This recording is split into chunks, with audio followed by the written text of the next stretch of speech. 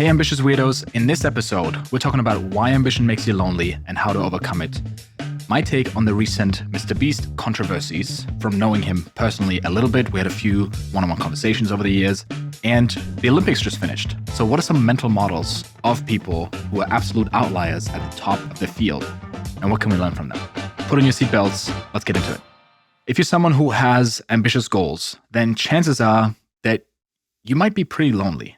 Or maybe you've gone through periods in your life where you're pretty lonely, or you're surrounded by people, but you don't really feel like you fit in. They're not on the same wavelength. And this is a common experience of people that have been watching my channel, of myself as well.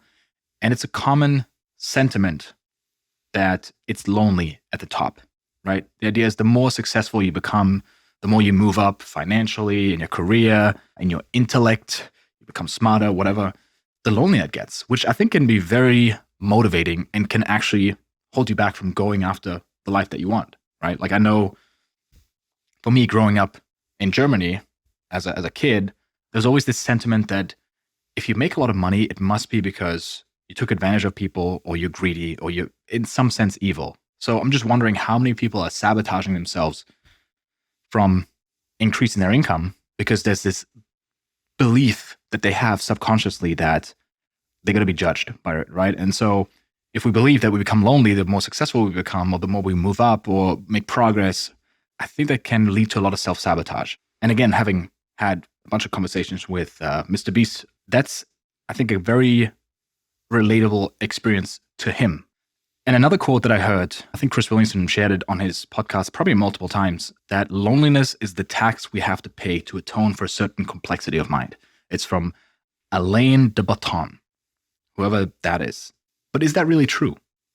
Is that something that we should actually subscribe to?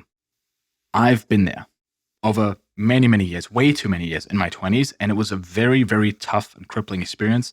And today I can confidently say that over the last few years, I've overcome that loneliness and I'm on the other side of it now.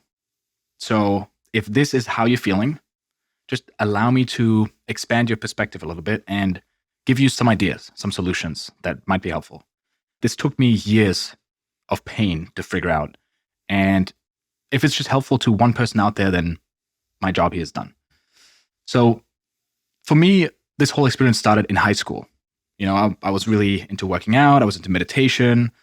Back when it wasn't cool yet. It was in my town where I grew up, that those things weren't cool, right? Even working out. Kind of amongst some people, but it was made fun of, really. You know, you're kind of a macho guy and kind of self-obsessed and probably kind of an idiot if you did that. And so I always felt like I could only share 20% of who I really was. And that created this feeling that I would never really fit in. Because, yeah, I just had this sense that I wanted more out of life. I was hungry for more. I didn't know what it was, but I had this constant itch. I, ended up moving to Australia when I was very young. Started my first business. Then I had to leave to Europe again. So I moved countries multiple times. Being back in Europe, that was a crippling loneliness experience, just living in a new city every few months, working for myself in my own business. And I had a really hard time finding people that I clicked with, that I could really connect with. It sucked. It really, really sucked.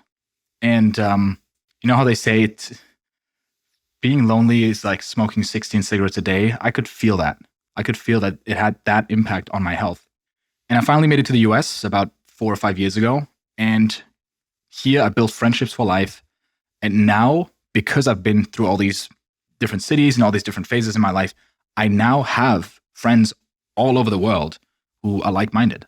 And I could travel to South America, I could travel to Europe, I could travel to Southeast Asia and meet up with a few people that are really good friends. And so this achiever's loneliness, I would say, usually starts when you are changing your values or your lifestyle or your goals, right? Oftentimes, it's when we are first getting into this whole self-improvement journey. And we have this old friend group, right? People that we grew up with, people that we just happen to be surrounded by, versus then a friend group that we're looking to actually build ourselves, friends that we choose.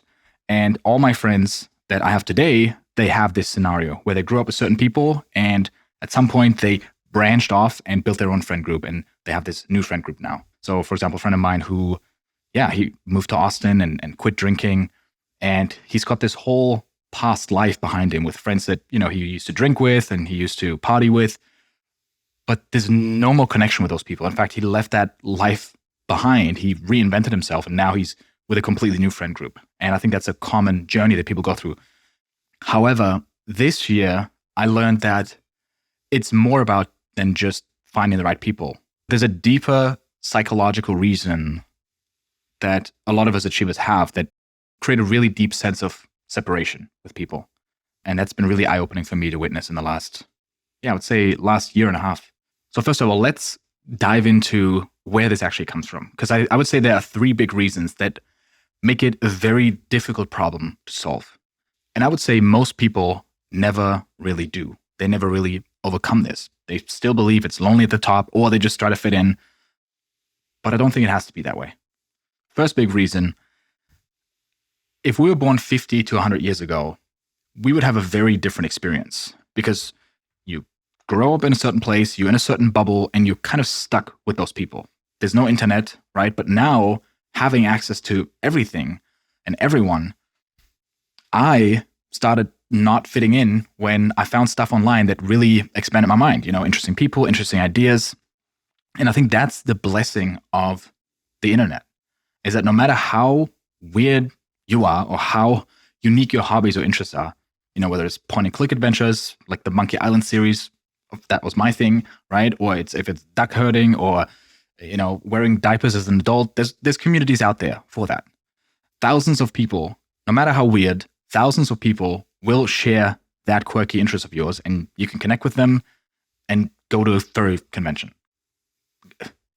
Go, have fun. You're not the only one.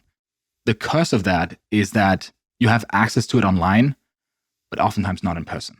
If you're really into business, you see Hormozy yapping about business and nerding out about how to increase retention and increase profit by 12%.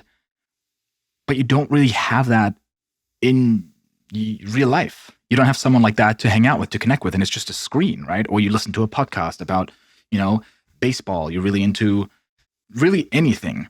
But then it becomes this parasocial relationship. And it creates just even more separation between you and people in general, because when you then go out into the real world and you hang out with Joe Schmo from next doors, he's never heard about any of that. And meanwhile, you just filled your mind with all these new ideas and cool perspectives, and you're really excited about it, but Joe Schmo can't connect. And that creates even more separation. So first big thing is the blessing and the curse of the internet. Secondly, you'd say, oh, well, easy, just go and make new friends then. But look at how you've met people your entire life. How have you made friends so far as a kid and then as a young adult or as an adult now? It usually starts off by just going to school and you're put in class with a limited amount of people. Same thing with college or university. You're put into an environment where there's people naturally, right? Work, you just have your coworkers and friends of friends, Shelly knows Jessica, and Jessica is friends with Thomas, and you like Thomas as well, so that's now your friend as well. You were always just put into an environment that kind of did it for you. However, if you're a weirdo like me, and you have all these ambitious goals and you can't sit still, what are the chances that in that environment, there's someone that you can really connect with that is on the same wavelength? And so I never went to college. I just started my own business, worked for myself from my bedroom and my office, which was the same room. And I never really had a real job. So for me, all those things fell away. I didn't have the chance to meet people through that. And I realized I never really learned how to consciously make friends, how to go out and I'm looking for these people. These are the people I'm going to make friends with. And then I'll go and find them. And it's a tough realization to make. And I think that's what a lot of adults go through who, once you hit 30, the average person just hangs out with the people that they end up with. And how many people do you know in their 40s and 50s and 60s and 70s who have deep friendships and just nurtured relationships where they have a girls' night or whatever that looks like when you're 70? I don't know. But it seems like it just drastically goes down, the amount of friendships that people have. And I think it's because of that. We never learned how to make friends. So I'm going to go into the how on how to actually go out and meet like-minded people, because that's one piece. But there is a deeper underlying psychological problem as well that makes us feel lonely. And again, this is something that I only figured out in the last year or two. Here's the thing. The third big reason is that I believe we trained ourselves to feel disconnected, especially as ambitious weirdos and achievers that we are. It's something that we had to do. That was healthy at a certain stage, but later on it ends up sabotaging us and becoming a real problem if we don't address it. So I noticed that even when I was at a conference surrounded by ambitious entrepreneurs, yes, I fit in more, but still not fully. It was either because they were talking about football or basketball and I wasn't really into sports, or they were religious and married and I wasn't, or they weren't a YouTube creator like me, they had other businesses. And so on the flip side, when I would hang out with my YouTube friends, then they were really fun. It was really creative and they were also ambitious, but they weren't really super into business or into learning psychology. And I remember having a phone call with Jimmy once, MrBeast, and we were talking about that, how it's kind of lonely. It's tough to meet people who have the same mindset as you. And for him specifically, no one shares his relentless mindset that he has, where it's like succeed at all costs. And I ended up asking him, what about Eric? Eric Decker, his name is Eric on YouTube. He has a similar channel. You know, he's doing challenges. It's very broad. It's content that's made for younger audiences as well. What about him? He's super driven. He's relentless as well. Like, you must have a really good relationship with him, right? Like, why do you feel lonely if you have him? You constantly talk with him. And he said, yeah, but he's not really into Twitter. And he's also not really into gaming and into memes like me. And so I saw this pattern in him that I had developed myself as well. If we have to find someone who perfectly matches all our values and interests, then we'll always feel lonely and disconnected. Always to some degree. I think the problem is that we trained ourselves, we trained our brain to focus on how we're different and why we don't fit in. And a little bit of digging, very surface level, as always. That's just how I like to do things. And it's part of a Carl Jung psychology.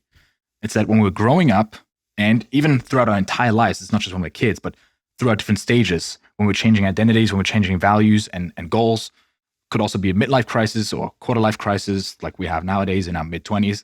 It's called individuation. This is a key concept in developmental psychology, particularly in the work of Carl Jung. Individuation refers to the process by which a person becomes distinct and separate from others, developing their own unique identity. During the process, people might distance themselves from others to explore and solidify their own beliefs, values, and sense of self. An adjacent concept is self-differentiation. This is from family systems theory, particularly by the work of Murray Bowen. Essentially, it's about maintaining a strong sense of self without being overly influenced by others' emotions, opinions, or expectations. And like I said, even throughout our lives, adults often revisit this process during major life transitions, such as marriage, becoming a parent, career changes, or during crises like divorce or significant loss. So when we decided that we wanted more out of life, we didn't want to live like everyone else and just do a job we don't really like, be in a relationship without passion that, has a 50% chance of divorce. Could be different for everyone, right? It could also just be, hey, I want to live a simpler life than all my career-driven friends, right? Whatever it is, we had to train ourselves to push these people away and develop our own sense of identity and what we value. And we trained ourselves to focus on the differences, right? I don't fit in here. This person is different. I'm independent. They're separate from me. That was necessary in that stage, in that initial stage of going off the beaten path. And I believe that unless you overcome this, you'll always feel a sense of separation with everyone because there'll always be differences. So does ambition make you lonely? Yes, it does, initially. And the key thing is to move through the different phases of what I just coined as achiever's loneliness now. I'd coined it, it's my term now, trademarked, achiever's loneliness. 5 stages. Here's a cool concept. I'll walk you through it, all right? Starting with the first phase, very simple. You're surrounded by people that you just happen to be surrounded by, and you notice that something's missing. It's fine, but something's missing. They're fun people, they're nice, you love them, but there are certain parts of you that don't feel aligned. The second phase is where this disconnection grows, right? And the parts of you that feel disconnected are becoming louder. It's like these little voices that just keep nagging at you and keep whispering in your ear, right? Maybe you're sick of drinking or partying or gossiping or, just living on autopilot. Whatever it is, you want more out of life, or you're just not on the same wavelength. Something's not aligned. So when I quit drinking, for example, some of my friends took that personally because they now thought that I thought I was better than them. And I was like, no, it's cool. Like, I'm happy to drive you, easygoing. I'm having fun too. But they felt this need to make fun of me because somehow they felt like I was judging them now for drinking or any of that, right? And who knows, maybe it did feel like that. But I made an effort to not be that guy and still have fun and still be easygoing, right? And so when I started going to the gym, they also made fun of me. And I got into meditation. Guess what? I kept it a secret. I didn't tell anyone about it. I just did it. And I just felt like I couldn't share my goals and my dreams and my real interests with them. That's when you start feeling lonely, even when you're surrounded by people, because those parts of you that you're actually really passionate about, they aren't seen. You hide them. I think you feel lonely in a crowd when you're not being yourself. You're putting on some sort of different persona or a mask to be accepted. Behind that mask is the real you that's not connecting with anyone. So a lot of people get stuck here in this phase where they don't really fit in, but they're surrounded by people because you have a tough choice to make. Number one, you stay with the tribe, you stay with your people, you just suck it up, you silence those voices that are nagging you. Then you judge other people and your friends when they start making changes in their life or they start going to the gym, you make fun of them. And if one of them quits drinking, then you can just feel personally attacked and mock them and say how boring they are now, right? That's your option one. It's a tough option. It sucks. But you'd be surprised how many people take that option. The second option is to actually go and lead the tribe. And, you follow those inner voices that are calling for more or calling for something different. You leave your tribe and you go off the beaten path and you enter the dark jungle by yourself, hoping that you're going to find a new tribe. But you may not, because currently you don't know anyone. And it seems like an obvious choice to make for weirdos like us, right? Because I think we're lucky that our voices were just really loud. And that's what I joke about is one of the lucky traits that I got is that I actually have low pain tolerance. When I have something that I don't like, it keeps nagging me. And I don't like suffering and feeling this quiet sense of desperation. So it moves me into action, right? And so for me, it was at a certain point, it was like not an option. That's when I actually left. And I went off to really just start from scratch and reinvent myself, reinvent my life, which is such a douchey thing to say as an 18-year-old kid finishing high school, because it's what every little schmuck does, right? It's like, I'm going to find myself traveling. No, you're not. But I actually did it. That was actually my focus. It was not a way to procrastinate studying and going into the workforce. No, I was ready to do stuff.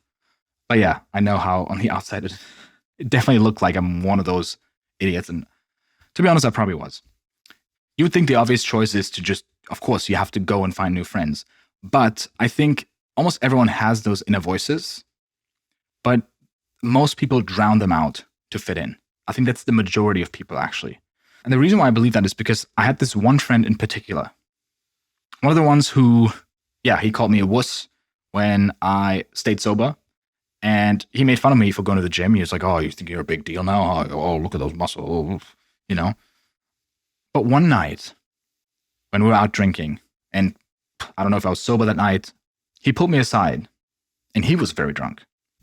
And he was like, yeah, I think it's actually, like, how much is the gym? Like, that's actually really cool that you're doing that. Also, with the drinking, I've also been thinking about quitting, but, like, how do you do it? Like, isn't it like challenging? Like, I don't want to be that guy. And you could tell that he had those inner voices too. And it's literally the classic crabs in a bucket, right? For those of you who don't know, basically means that you can put crabs in a bucket and you don't have to put a lid on top, because whenever there's one that almost makes it out, the other ones pull it back in. Obviously, this bucket is way too big, but this crab over here is like, oh, maybe I want to quit drinking and start going to the gym. And boom, immediately gets pulled down again. It's like, no, you idiot, that's so lame. What are you, a pussy? And that's what my friend was doing, you know? Because oftentimes what we judge others for, we're actually terrified of being judged for ourselves. So we keep each other prisoner.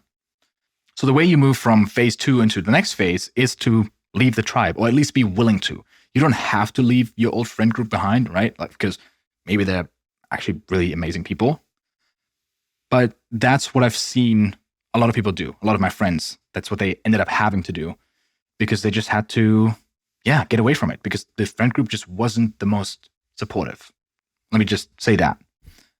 The third phase is where you're alone and you're being by yourself. You left the tribe, and this phase is definitely the toughest one, because here you are completely by yourself.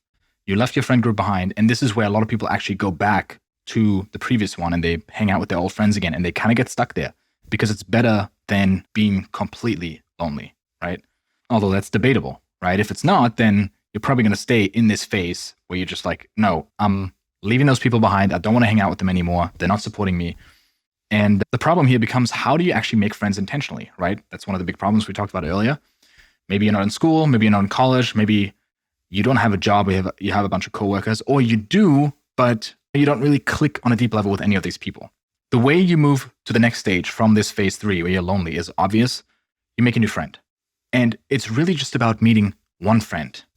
And I'll tell you how I approached it and what really supported me and what I wish I knew earlier when I was in that phase, which is just that you must go where the people who share your values congregate, right?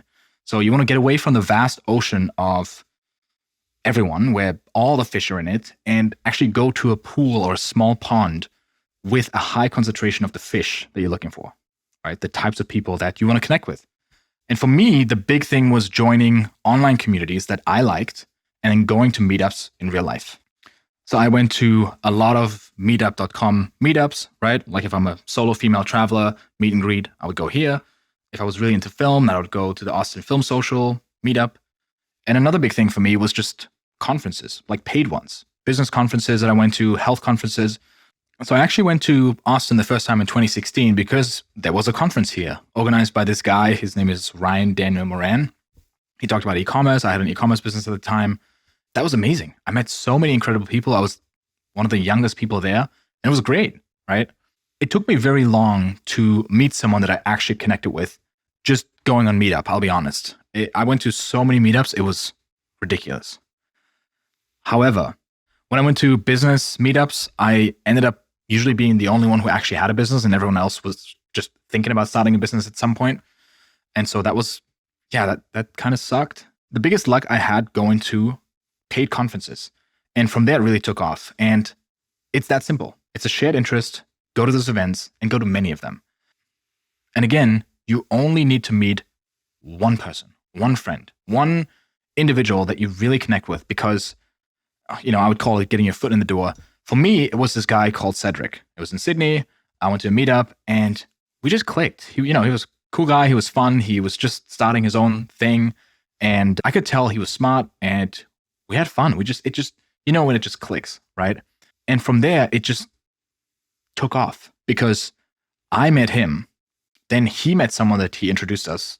Then that guy was friends with this girl and I met someone new. And then, we added them to the group and boom, we had a friend group, right? So when you meet one person, they tend to know other people like them. And if not, they're probably also in the phase where they're trying to meet new friends and you're basically doubling your effectiveness or your progress, right?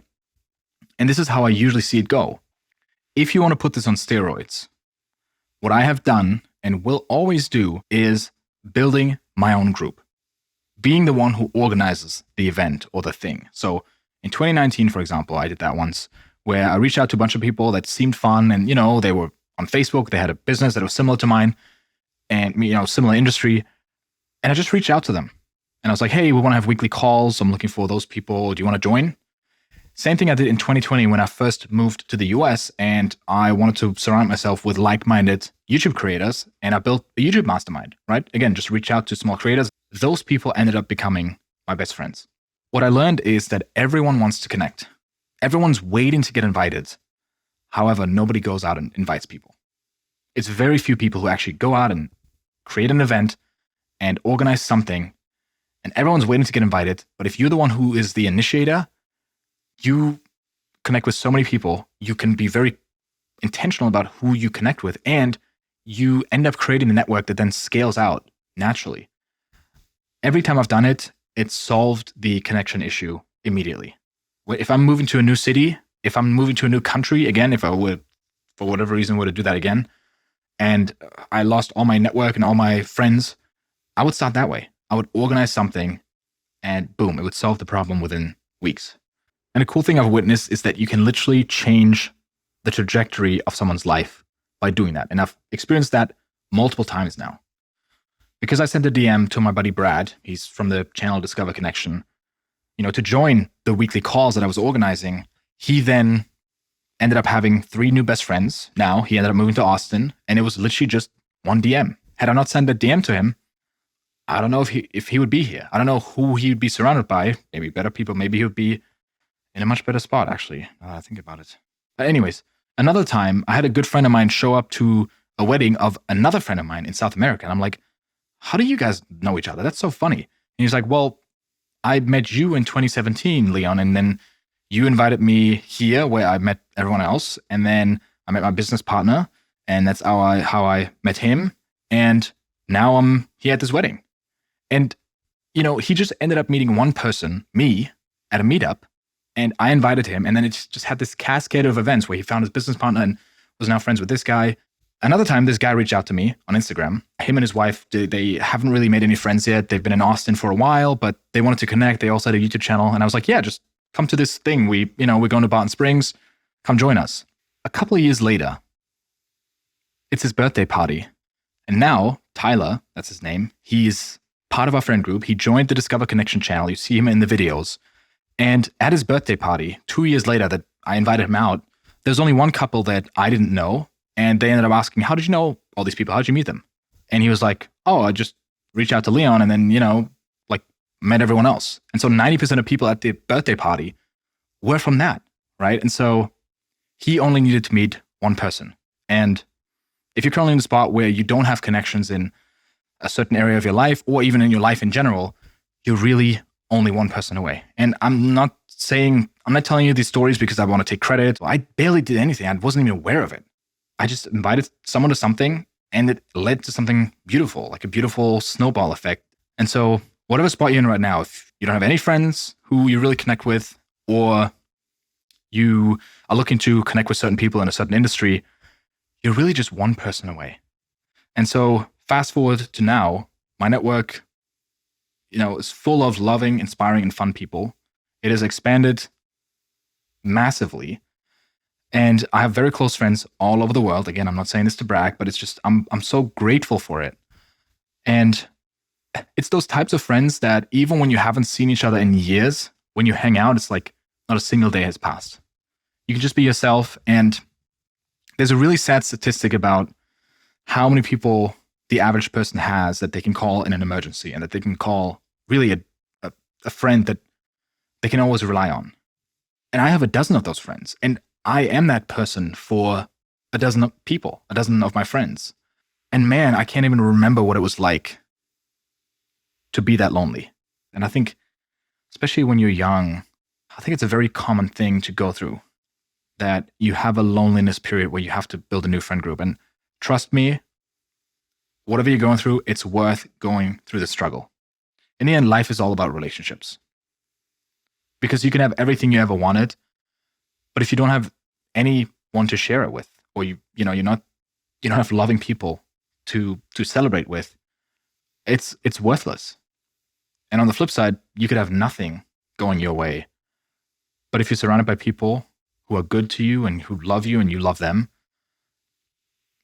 you have everything you need. That would then be the fourth phase. Let's say you go and meet a bunch of like-minded people. You have like-minded friends. They have similar professional goals, values, passions. They have your quirks. They're inspiring to you. They're supporting you. This is not the final stage. Because the problem is that maybe this is something you experience. It's not everyone. But maybe you've become quite selective of who you surround yourself with. And that can vary to different degrees, right? where unless they share your values or the level of ambition you have or the interests, you can't fully connect with them. And there's this separation, right? And I think this is where a lot of achievers get stuck. This is why the whole, like, it's lonely at the top is such a big thing. And also this cliche that like rich people only hang out with rich people. The really ambitious people only hang out with other crazy savages. Gamers only truly connect with other gamers because other people don't get it. Whatever that looks like. And what I experienced that even with the like-minded friends I had at that stage, I still sometimes felt disconnected because maybe they weren't as ambitious. Maybe they had a different goal. They were in a different industry. They don't share all my interests. You know, they have a different lifestyle. Maybe they have kids and I don't, or maybe they're religious and I'm not. Whatever it was, I could always find some sort of difference, some sort of separation. And again, like I said, this is rooted in how we train ourselves to feel disconnected. And for me, now in the last year or two, I realized there's actually a fifth phase. And maybe, who knows, maybe there's 10 phases and what do I know? But I believe until you reach that fifth stage, you'll always feel a sense of separation with everyone. And some people more, some people less, like I said before. But there's a specific experience that really highlighted it for me. And so, end of last year, I did this leadership program. It was about emotional intelligence. And people from all walks of life were there, all backgrounds. So you had single moms to entrepreneurs who had a local business to, you know, the guy at the DMV who takes your driver's license pictures. People from all sorts of backgrounds. And I looked around and I was like, what did I sign up for here? Just an immediate sense of disconnection. And I don't belong here. Sure, these people are nice, but I thought this was like for people like me. So arrogant. And I remember this one guy in particular.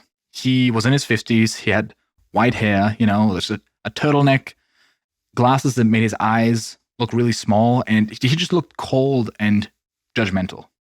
Like for some reason, this is how I would imagine someone working for the IRS would look like. Just imagine a person like that.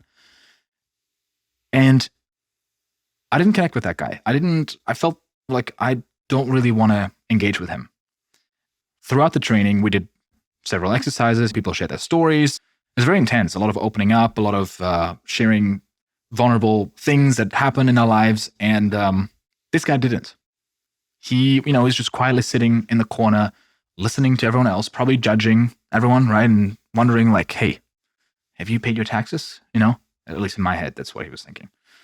Until finally, near the end of the training, he cracked open and he introduced himself to everyone, you know, and he just acknowledged, yes, I am quiet and I don't trust people.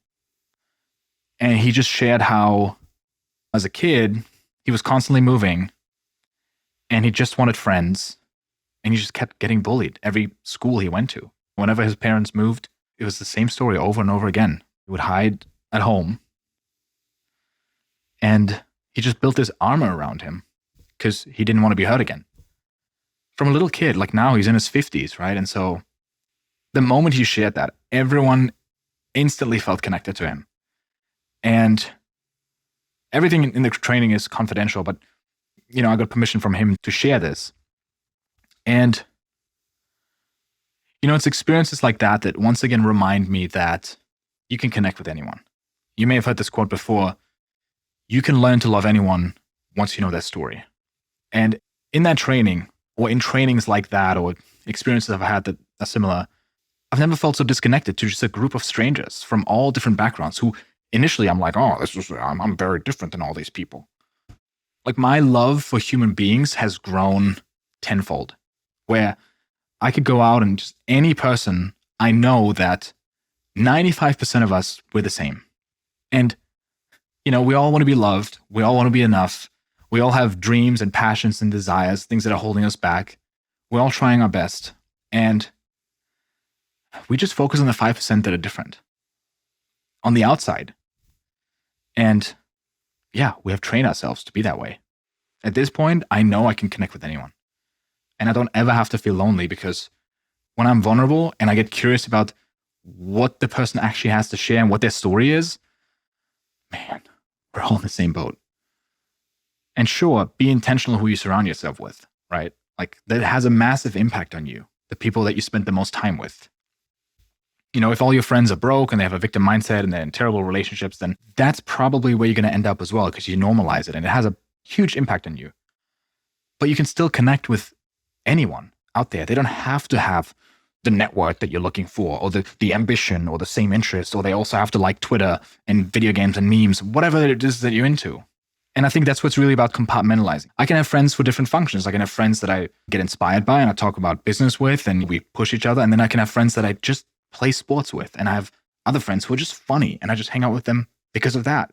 I can feel connected to the lady at the grocery store, or the guy at the DMV, or the tech billionaire who most people are afraid of, because behind the mask, there's someone who's just like you. And I forget this all the time, but I'm remembering it more often now. And again, just training myself to look for what's in common and not for what's different. And that's why ambition makes you lonely. And those are some things that you can do to overcome it, to deal with it, to solve it. That's a big reason why I started the Driven community, why I wanted to start this new channel, start with a new chapter, and really focus on the community again. Because again, we have members in different cities all over the world that, you can connect with, not just online, but also in real life. We hop on calls, we hold each other accountable, we inspire each other. And I mean, the dream would be if people make lifelong friends in this group, right? Or one day I get invited to a wedding from two people who have met their life partner, right? That would be magical. If that's you, please invite me to your wedding. I would be honored. Next up, I want to address the MrBeast controversies. You may have heard of it, you may not. I'm happy to give you context, but I had about 4 or 5 hours that I've spent with Jimmy one-on-one on the phone throughout different stages of my journey on YouTube. And I think I may have a unique perspective to add to all of it.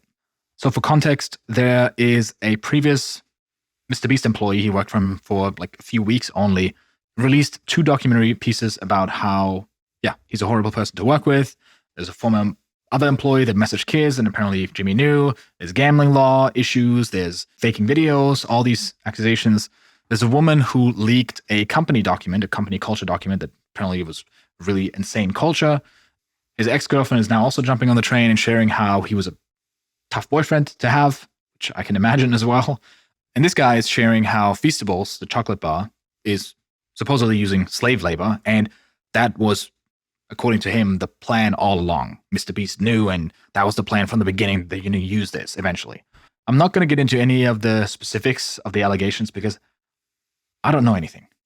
Instead, what I'll give you is my perspective on what I'm learning from all of this and what we can take away, because there's a lot here. There's a lot of things. And so I'll start with how Jimmy and I met, right? So very simply, he reached out to me on Instagram because he saw a bunch of my videos. And we ended up talking, right? We ended up talking a few times. Not many times. I don't know him very well, but I know him a little bit.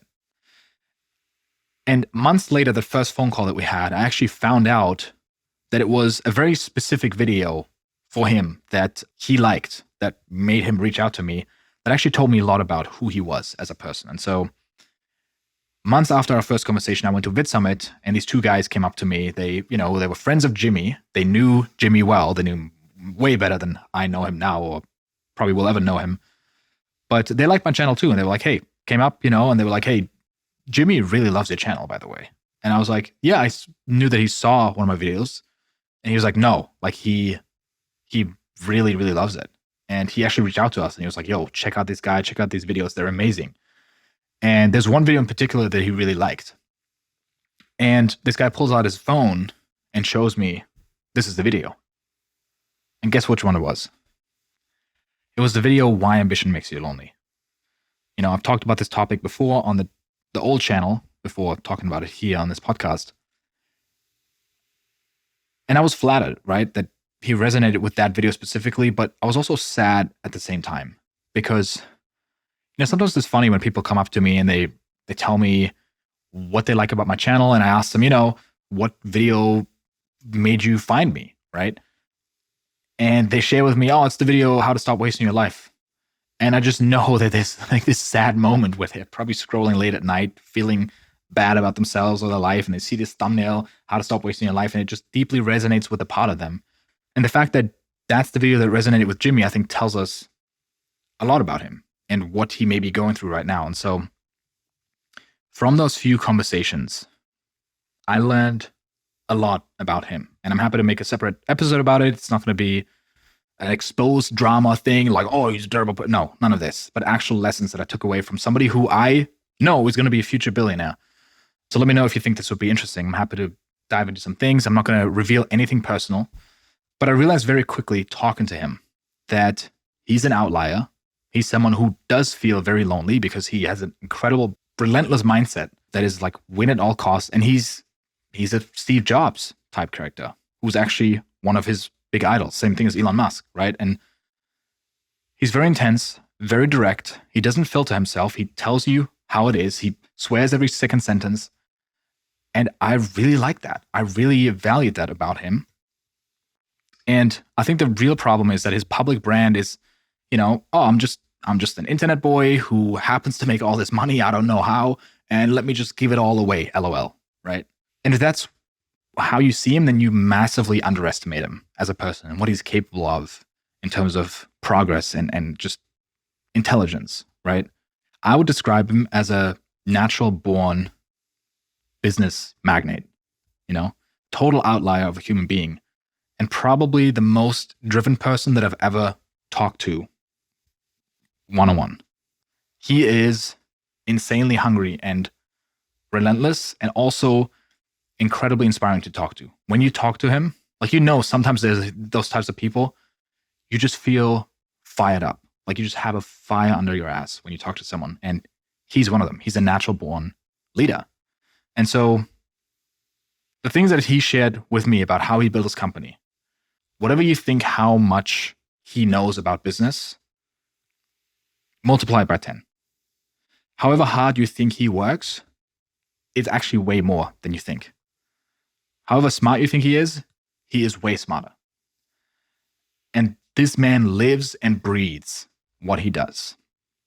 And so, coming back to all these allegations, with that, it comes with many flaws. And here's my take on it. I think the reason why people are so upset is because they thought he was a saint, giving away all this money, and they had an unrealistic view and expectation of him. It's just, he's just a fun guy giving away money, and he's just successful because he's just does so much good in the world. But I knew there's way more to him than just like the cute, adorable, oopsie, I just gave away all my money again, LOL, right? He's a businessman.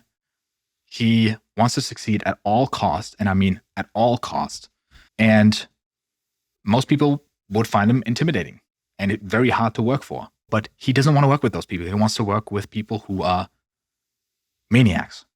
And that's what you'll find with characters like Steve Jobs and Elon Musk as well, right? Like lots of people said that Steve Jobs was horrible to work for and that he was rude. Anything that got in his way, he just mowed it down.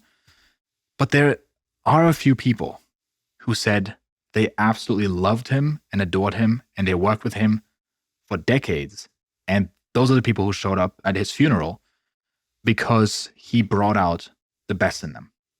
And, he's very abrasive. Most people didn't click with him. But I think that's what you see with Jimmy too. That's what you see with Elon Musk as well. Elon Musk is not like, oh, I want to just, save the world. And, I love internet memes. That's a small portion of what drives him. I think a big portion of what drives him is that he's got demons and he's got an ego and he wants to be the richest person in the world. And he wants to, yes, also go to Mars and probably also go down in history because he looks up to historical figures.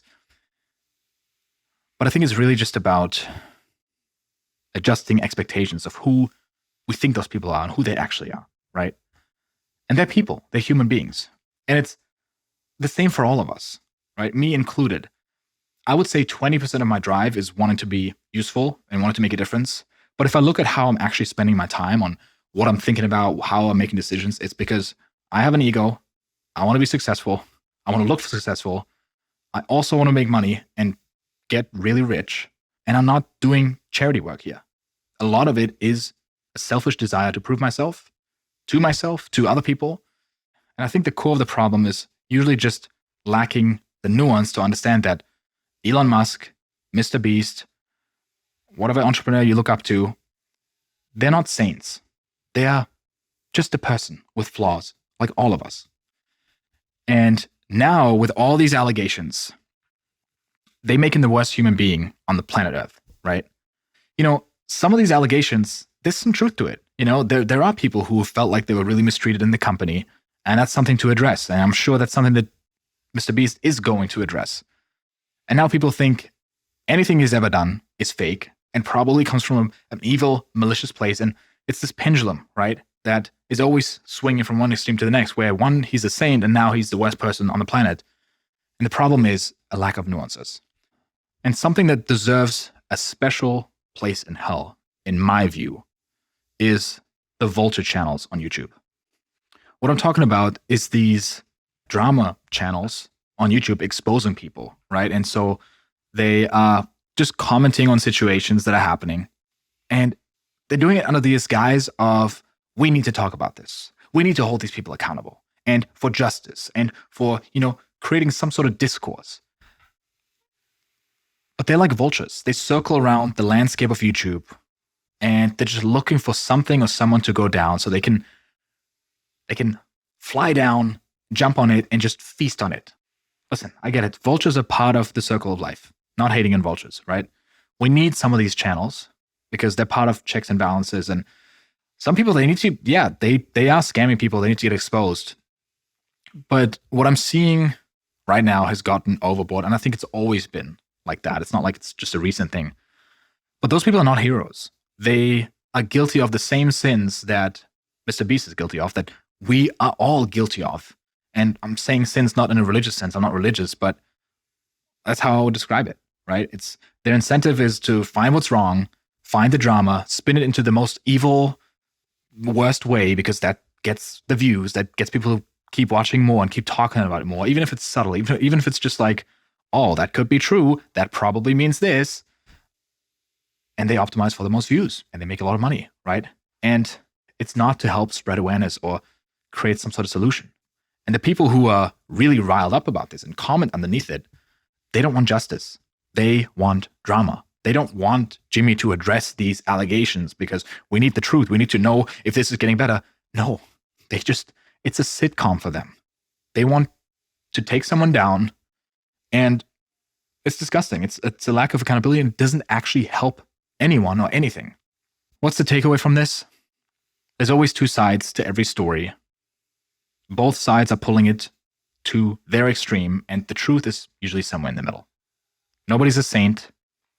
Nobody is a demon. Not everything that's said is true. Usually far from it. But some things are, and they get to be addressed. And they will be, I'm sure. And maybe not publicly for those people that want the drama and want to see the sitcom continue, but internally. And for me, it's a good reminder to, whatever I see, don't jump to conclusions. Just get curious and sometimes just take that data in and put it on the back shelf. And okay, we'll have it for now. We can address it again later and just access upon it later, but not jump to conclusions immediately. Because what I'm seeing is that people who jump to conclusions soon, they end up with a really skewed view of reality that is not accurate, because life is not black and white. It's always a shade of gray. The truth is always somewhere in the middle. And this is a good chance to look at myself as well, right? I'm not better than MrBeast or any of these exposed channels. We all have skeletons in the closet, is my point. We're all massively flawed. And just think of your darkest secrets, or things that you've done that you're most ashamed of, or just moments where you're so hurt or so afraid that you said something that you really regret, or you did something that you wish you didn't. And that was blasted on the internet.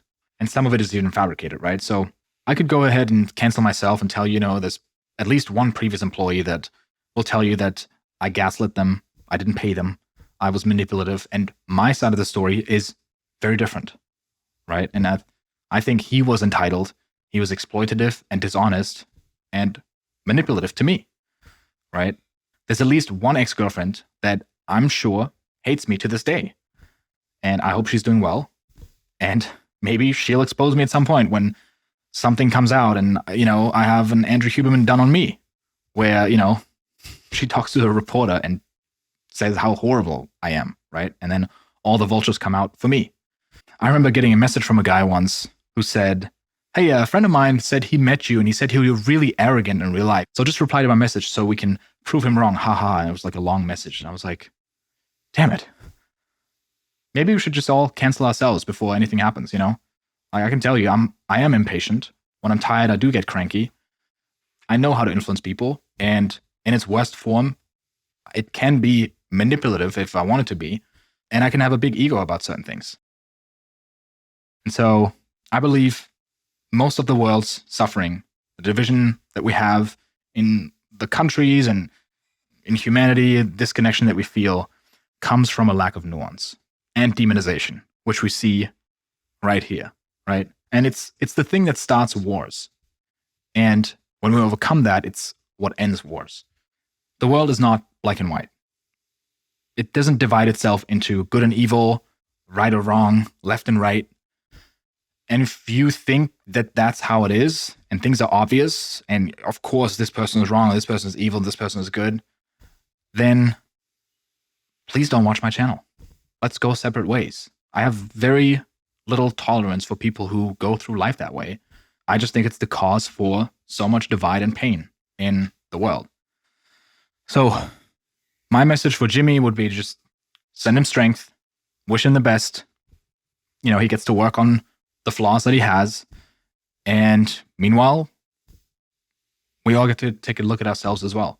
Lastly, I don't know if this episode is way too long already, but there's a third thing I wanted to talk about, which is the Olympics finished.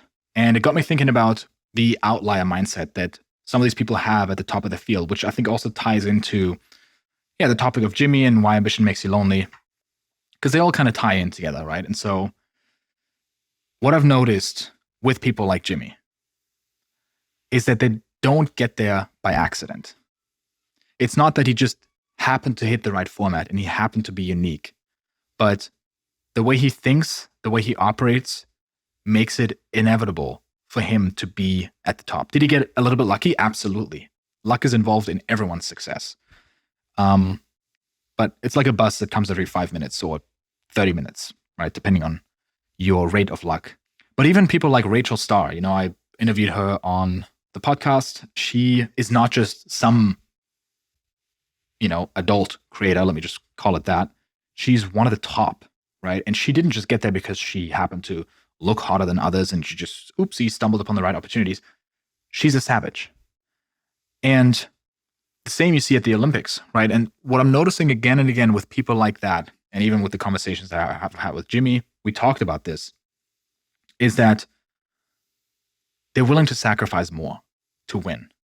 Like if you look at Michael Jordan or Kobe Bryant, when they become famous and they make all this money, there comes this point where they get access to so many women they could date, so many things they could buy, so many incredible experiences they can have, so many exclusive parties and clubs and venues that they get access to, that there's a choice they can make, which is, do I want to enjoy the fruits of my labor and just go after this short-term pleasure that I'm seeing right now? Or do I spend more time on the court? And what you tend to see with those people, the Olympians, the basketball players that are really at the top of the top of the top, is that they are willing to sacrifice more. They're willing to sacrifice the women. That doesn't mean that that I feel like that comes out the wrong way. They are sacrificing the relationship with the women, right? Not the women itself. They're sacrificing the partying, and the ones that do that, they get more training in and they make it to the very top. And so the same thing you see with somebody like Jimmy, where he's not optimizing for happiness. He's not optimizing for having a really balanced life and then also building a really cool business. It is very clear and very singular. It's become the number one YouTuber. That's it. And I've talked to other creators who are also insanely driven. I don't want to name every single one, but those guys are willing to sacrifice a lot. They're willing to sacrifice their health, and they do. They're willing to sacrifice their happiness, their fulfillment, their soul, and they become a shell of a human being making videos, and they're able to put on a persona on the camera and be and this one, not saying Jimmy does that, but from the conversations that I've had, and even the interviews, I'm only saying this because he said that in interviews before as well. He doesn't care about happiness or balance or any of that. And so I think the question for us becomes, whatever we're pursuing, what are we willing to sacrifice? Because I'm noticing this for myself too. Like, I have a sense of what it would take to become #1 podcaster or to become a billionaire. But I don't want to do that because certain sacrifices would have to be made that make it a bad deal for me. Like, it's not something I value enough to do that. However, there are things that I think we can all look at and be like, I'm actually willing to sacrifice that. It's just something that is a vice of mine. It's something that gives me comfort short term. And so I remember, I think it was last year, beginning of the year, I asked myself, what am I willing to sacrifice? And what am I not willing to sacrifice? Because there are certain things I'm not willing to sacrifice. I'm not willing to sacrifice intimate relationships anymore. I've gotten back into it now, into dating and actually going out and meeting significant others and just mingling with people, right? Friendships as well, just having good times with friends and having loving friendships and relationships. Those I'm not willing to sacrifice. If I have to sacrifice those to become successful, I don't want to be successful. Whatever successful means, right? I'm not willing to sacrifice my health. I will get sufficient sleep. I will work out. I will not become obese or get an autoimmune disease that I carry for the rest of my life. I'm also not willing to sacrifice certain morals and certain rules that I've set, or a compass in my values, right? Whatever they are. And we all get to define that too. And so that was very eye-opening for me.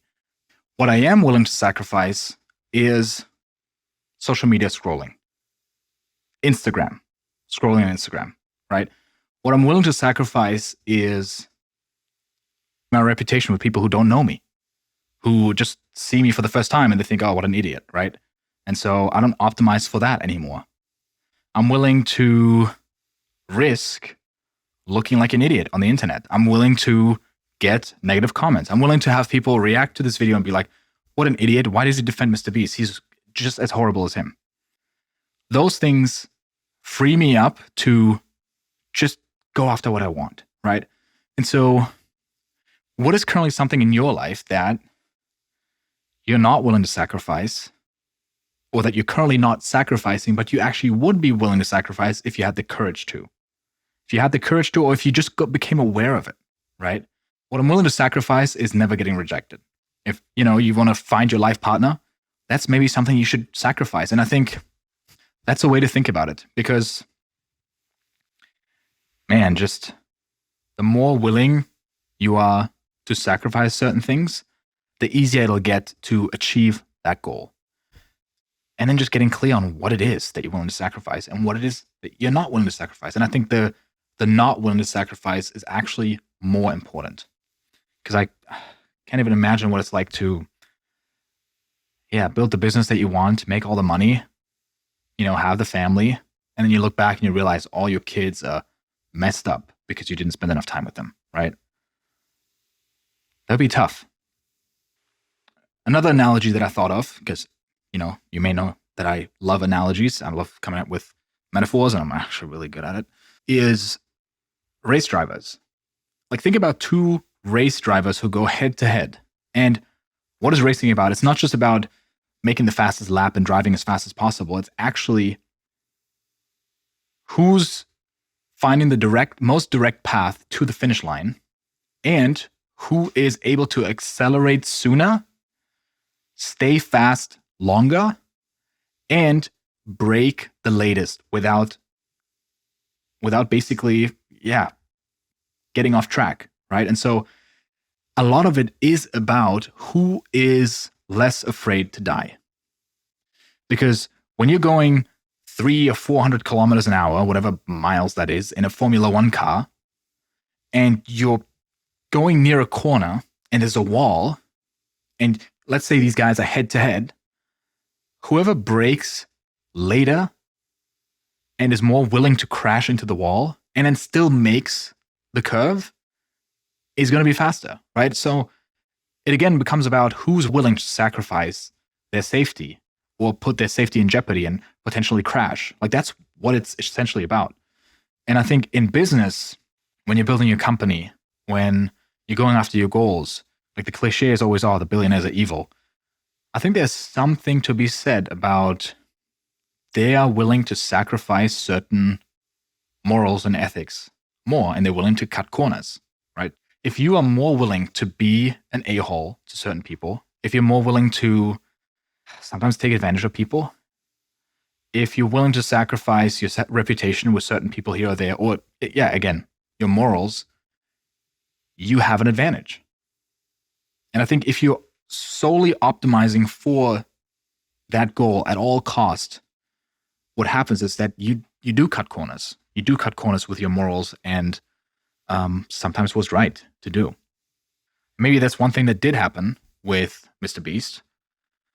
And I think that's what we all need to ask ourselves, a set of very important questions for our own lives, which is, what are we willing to sacrifice and what are we not willing to sacrifice? Which I think is an even more important question. Those are the three topics that I wanted to get into in this one. Join the Driven community if you want to be part of the weekly calls that we're having. Right now, it's probably limited. I want to grow it really slowly and just have a look, maybe. And yeah, I'll see you in the next episode. Thanks for listening.